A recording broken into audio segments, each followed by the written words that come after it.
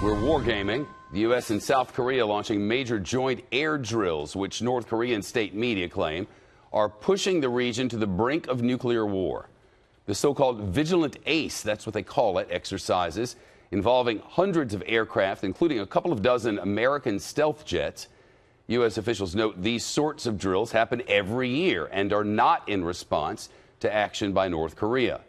But they do come a week after North Korea launched a long-range missile, which the North Koreans claim can strike anywhere in the United States. Though a senior U.S. official tells Fox News the missile broke up when it re-entered the Earth's atmosphere. This weekend, the president's national security advisor, H.R. McMaster, told Fox News that the potential for war with North Korea is increasing every day. And yesterday, the South Carolina Senator Lindsey Graham said he'd urge the Pentagon to get military members' families out of that area. It's crazy to send spouses and children to South Korea given the provocation of North Korea. So I want them to stop sending dependents, and I think it's now time to start moving American dependents out of South Korea.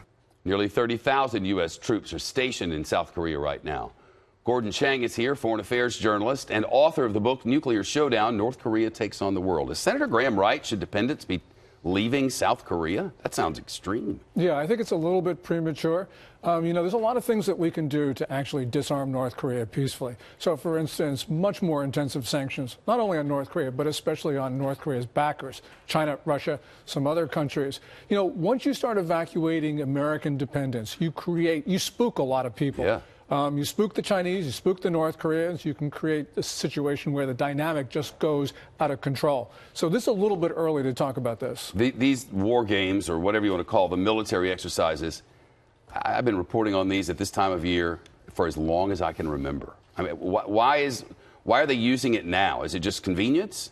Well, we've got to do this because the North Koreans have... No, but I mean, why are the North Koreans going, look at this, brink of war? Well, they're always going to do that because every time the U.S. has a South Korean military drill, they say pretty much the same thing. They may not say nuclear war, but they say war. But the United States and South Korea need to do this because we've got to have our forces prepared for a North Korean invasion. The North Koreans have about 70% of their army forward deployed on the demilitarized zone. So that creates a dynamic where we've got to do things like practice all the time.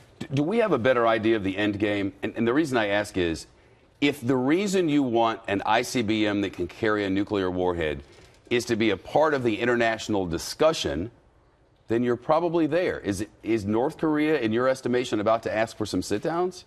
Well, it could, let's say, in 9 months, a year or so, when they're really confident in their arsenal. They've got a few things that they've got to do, for instance, the heat shielding, a little bit of guidance. But if they have an electromagnetic pulse device, they don't need to re-enter the atmosphere to kill a lot of Americans. And they've been talking about EMP devices.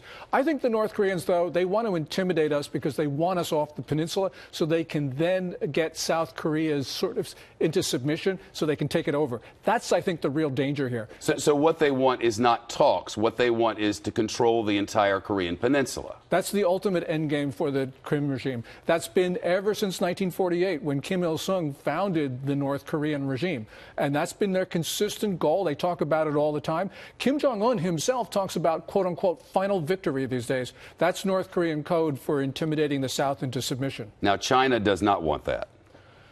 Probably not, but the other thing... We don't really know. We don't really know, and the other thing we do know is that a lot of North Korea's inventory looks like it comes from China. There's a lot of questions that the United States needs to ask, because there's some things we can't confirm. But if indeed a lot of this North Korean equipment does come from China, that changes our conversations with Beijing and the way that we approach Beijing in connection with North Korea, and a lot of other things for that matter. Before we go, the designation of North Korea as a state sponsor of terror, something that's recently happened with the president after they were off the list for, I don't know, a decade or so. Right. Has that helped our cause of peace, or has it hurt it? And if so, why? Well, the thing about that designation is it is symbolic, but it does bring with it about a handful of sanctions, which were important. Because I think that the way that we settle this peacefully is we just starve the regime of funds in order to build nukes, detonate all sorts of stuff, launch missiles, engage in gift politics, which is Kim Jong-un buying the loyalty of people around him. So we need to cut off the money, and that designation helped a little bit. But there's so many other more important things we need to do. That's just a small part of the puzzle.